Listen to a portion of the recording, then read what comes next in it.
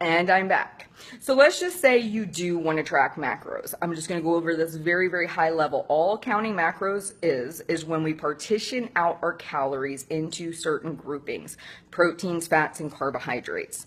You get so many calories allocated to you, whether you're in maintenance, whether you're losing weight, whatever you have set that to. Out of that, there's a certain percentage that goes to protein, fats, and carbohydrates. Many people, when they first start out, are just focusing on calories, and I highly recommend that. That is the most important when we're talking about body weight change, is your calorie count. The next thing I encourage people is, if they struggle with cravings, if they struggle with binge eating, if they're female, they're aging, is protein. So if you were to focus on anything, it would, in my opinion, be protein, which I typically find if you were to go into MyFitnessPal or any of these trackers and you want to set it for a good amount of protein, that's somewhere between 30 to 40% of your calorie intake. It will give you grams to shoot for. So on an average day, I try to get in somewhere between 150 and 160 grams of protein. Then it's going to take the rest of your calories, and you can give percentages to fats and you can give percentages to carbohydrates. A good general rule of thumb to start: 30, 30, 40, 30% protein, 30% fat, 40% carbohydrate. It will take the calories you have. Most of these will do the math for you, and it will give you the grams.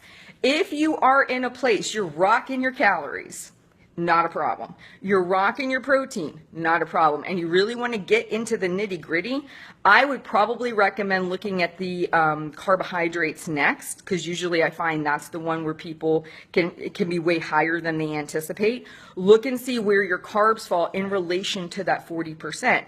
And then just work on maybe adjusting that accordingly. And then when that's not a problem, go to your fats very systematically. And at that point, you will have reconditioned yourself to eat in a way to where your plate is kind of on that 30, 30, 40. If those percentages don't work for you, which for some people they don't, they like a higher percentage of fat, a lower percentage of carbohydrate, that's just a trial and error thing. You can start with the 30, 30, 40. Sometimes I actually prefer more like 30 to 35% protein. So you have to kind of play with it to find what works for you. But that's how I would do it. Again, excuse me, all the math is done for you in these apps. You don't have to do anything. You just have to know the calories. You just have to know what percentage you would like to set your macronutrients for.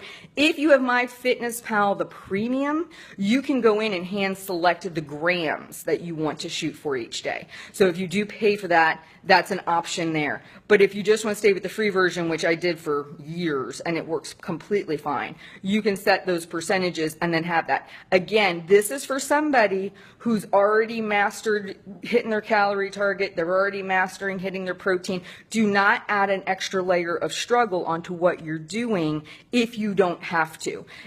My opinion is, if you can master the calories and the protein, for the most part, everything else falls in place. You guys have a great day, and I'll talk to you soon.